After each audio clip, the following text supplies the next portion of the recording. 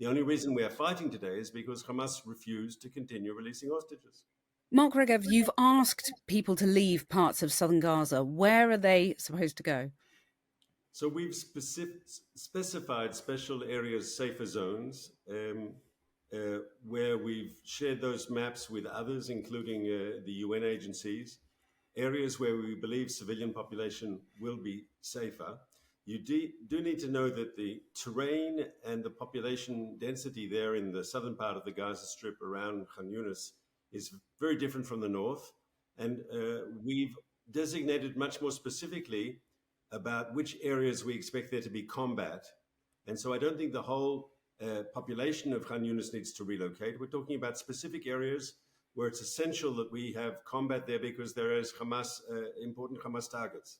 Well, how many people are you expecting to relocate? Because there's over 2 million people crammed into that very tiny part of southern Gaza. So it feels like an impossible ask. But what are you asking exactly?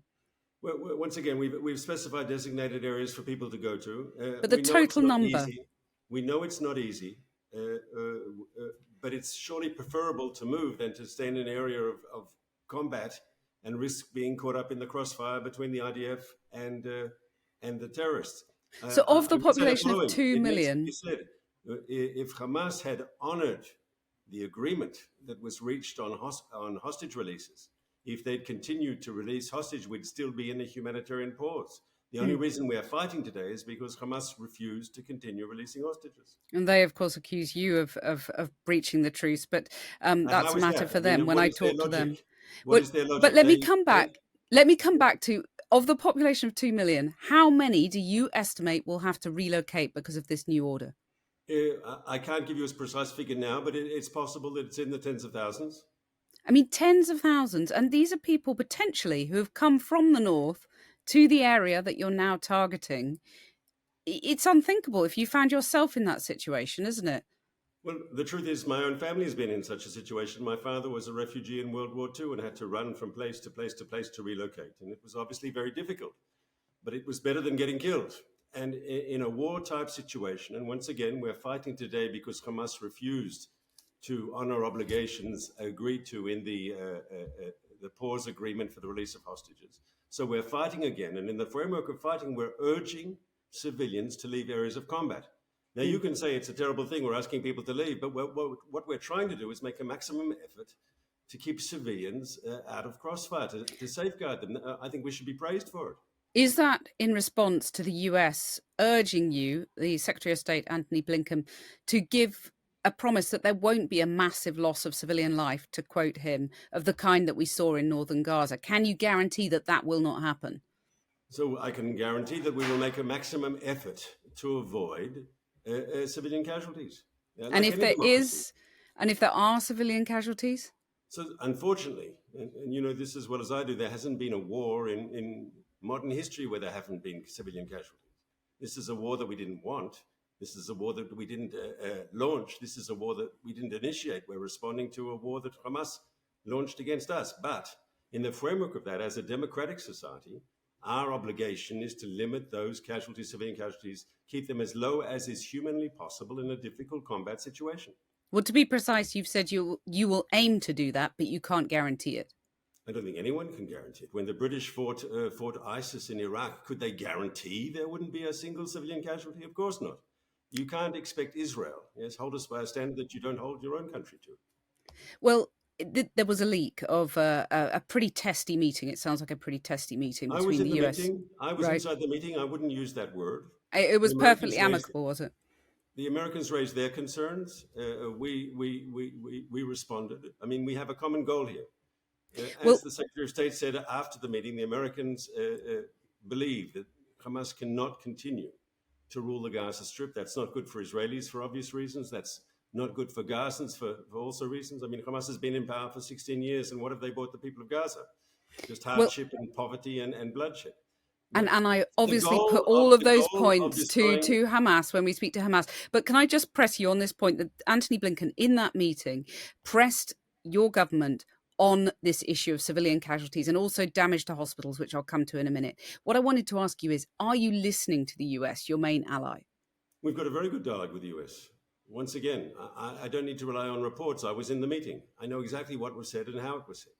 We have a common interest with the United States on 3 points. Number one, the need to remove Hamas from power. That's clearly understood. And that's accepted not just by us and the Americans. And I think that's accepted by your own government in the UK and by the German government and other responsible governments across the planet, and quietly supported by many governments across the Arab world. But so that's agreed. Also agreed is in the framework of fighting Hamas, we have to do two things in parallel.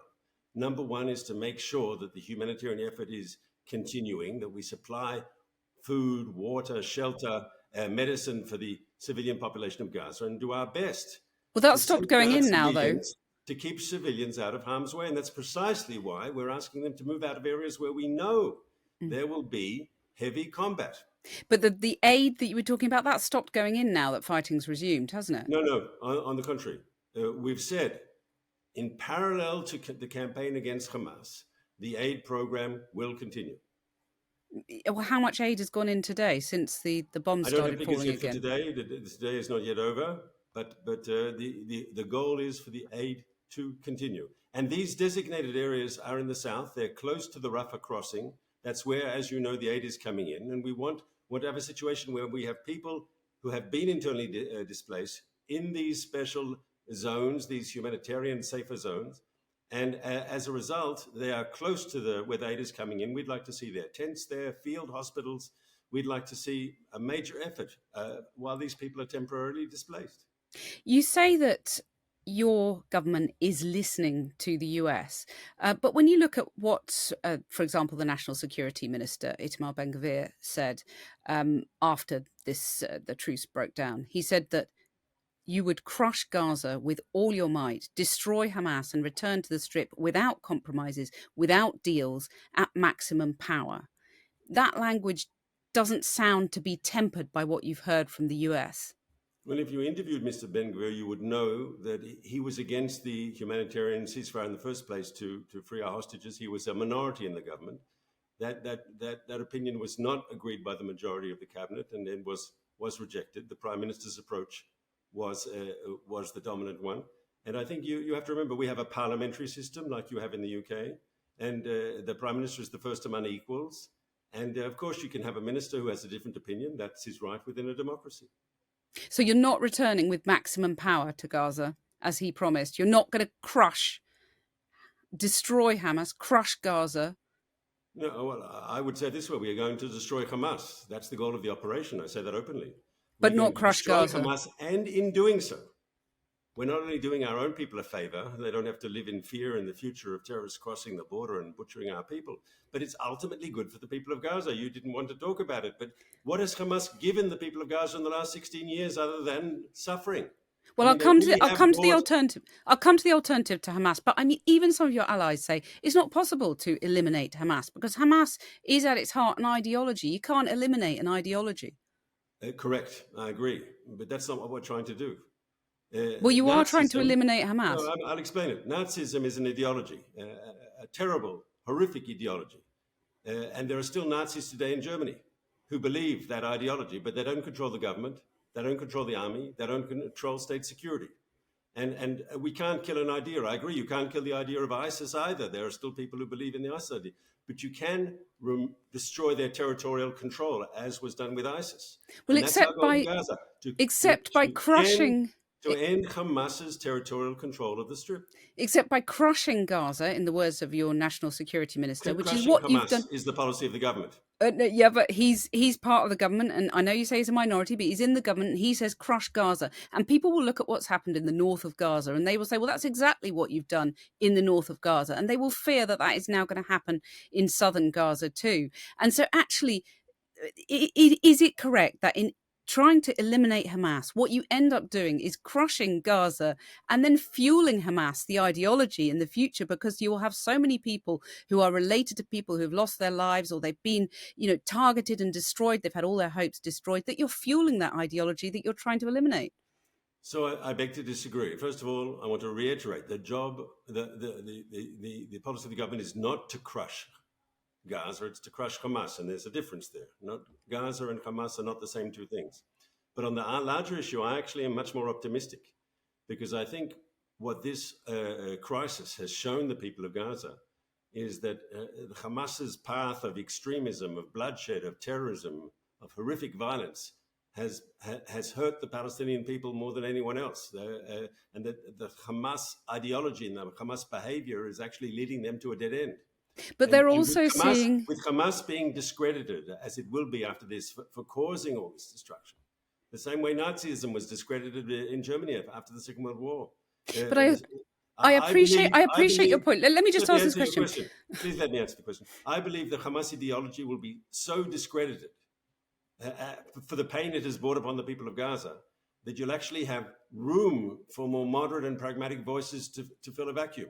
And I think that's ultimately, we can be optimistic about the future of Gaza. Once you defeat Hamas, which is the most vicious and violent enemy of any sort of peaceful reconciliation between Israelis and Arabs, then you create a space for more sensible, moderate voices to fill the vacuum. But let me ask you this, because I'm not disputing the terror of October the 7th, but what people living in Gaza and around are seeing now are children being killed by Israeli weapons and Israeli bombs. And, do you think they're going to blame Hamas for that, or are they going to blame Israel for that?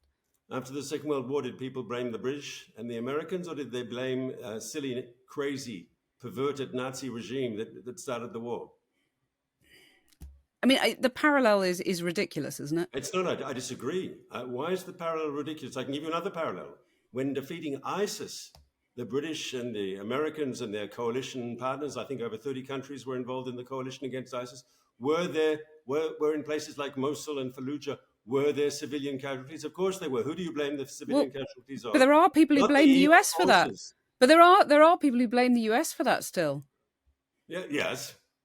Correct. People who support ISIS. I think most people would agree that both in Iraq and in Syria, people are much better off without ISIS. And I believe Gaza will be much better off without Hamas.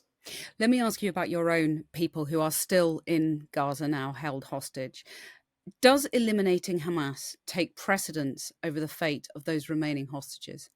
So freeing the hostages and destroying Hamas are two parallel goals, and they're not in contradiction. Well, I mean, you have to ask they yourself, are if you're dropping bombs to try and eliminate the Hamas leaders, and they happen to be guarding the Israeli hostages. We've heard from the families of hostages who say they were terrified that their captors might get killed and then they would themselves die. That's the risk, isn't it? So there are unfortunately still today there are too many hostages held in Gaza. I think the figure is about 140, and they have families here, and of course their families are going through horror, yes, because they're living in anguish about what's happening to their loved ones in Gaza. And within that community, and they are a community, they meet, they work together, they cooperate, you get a whole range of different views. Some people say what the person you interviewed asked. Another person will say to you, we don't believe a single bottle of water should be allowed into Gaza until our loved ones are freed. And everyone, you have to understand where they're coming from. You have to understand their pain. But from a logical point of view, from a policy point of view, actually the Israeli strategy of striking against Hamas hard has in fact so far, and the proof of the pudding is in the eating, has so far expedited the release of hostages. We didn't get more than 80 hostages, Israeli hostages freed over the last week because Hamas suddenly became a humanitarian organization. But that deal was on the table far earlier, wasn't it? The return of the Israeli army and our blows. And so you can actually say the military pressure, the desire to destroy Hamas is actually expediting the freeing of our hostages. You could turn it round the other way and say that Hamas had you over the barrel and they've played you like a violin and you were forced to suspend operations in order to get back some of your hostages, but not all. And now they can do the same. They can bring you to the point where you need to get those hostages back because of domestic pressure from the relatives, and you have to stop fighting once again. I mean, if they say we'll free the remaining women hostages, would say that, but it's not true. That's just simply not true. But if they say to you, you have to ask the following question: why is it that Hamas agreed to the framework that was negotiated by the Americans together with the Egyptians and the Qataris? Why did they agree to that only 3 weeks after the ground intervention? After we sent our forces in, they could have had the same thing 3 weeks before, but same applies to you because of the military pressure that they were under. Well, okay, but if they say to you, we will release the remaining female hostages right now, if if you stop fighting, would you do that? Would you go for that? Would you call another Well, truce? there's as in any professional life, timing is everything. And if they would have done that last night, we'd still be in a humanitarian pause now. And what That's if they the do it truth. tomorrow? No. Do you pause We again? would have been in a humanitarian pause. We're not going to allow Hamas to play games. If Well, they had wanted the humanitarian pause to continue, it would have continued. We would have been very happy in Israel to accept more hostages. On the contrary, anyone who's now complaining about the return of fighting and Israel is the finger has to be pointed at Hamas. There was a framework that was negotiated. All they had to do was keep freeing hostages, releasing them, allowing them to come back to their families. Their refusal to do so has led to the return of combat. Well, it's that you've just defeated your own argument, because, you were saying those parallel aims of eliminating Hamas and freeing the hostages, those are parallel aims. But actually, those female hostages, the remaining hostages, the male and female hostages, are now subordinate to your desire now to eliminate Hamas, because you're not going to call a truce. I don't accept your logic. I think by applying more pressure now, military pressure on Hamas, we have a greater chance the people Hamas who refuse to release today will be able to get them out in the not too distant future, precisely because of the military pressure. Isn't the reality that the longer this war goes on, the less likely that families who are desperate to be reunited with their family members held hostage in Gaza, the less likely it is that reunification happens? Well, you're right when you say that people held by Hamas, yes, they're in deadly danger every moment, yes, and we keep hearing stories now from the hostages who have been released, how they were treated by Hamas, especially the children. Yes, it's not easy. And the longer the war goes on, the more danger they're in. Our goal is to get most people out as quickly as possible. And we believe very, very firmly, and once again, we think experience shows this to be true, that beefing up the military pressure on Hamas is an extremely effective way to expedite the release of hostages. And over 80 Israelis are home and safe today. Yes. We don't have to worry. I mean, we can talk about their medical condition. We can talk about the psychological condition, especially of the children. But they are home and safe today precisely because of Israel's military actions. You used an interesting phrase there, most people. You said get most people back as soon as possible. Is that an admission that the military personnel who are being held hostages, that's going to take a very long time to negotiate their release? No, I was saying we have intelligence that unfortunately some of them are dead. And obviously they have to come back for burial in Israel. But unfortunately, I can't be certain, yes, that all 140 hostages that are still in Gaza are alive. That's just a sad reality. So everyone who's still alive, as the war goes on, you appreciate that they are in daily more peril.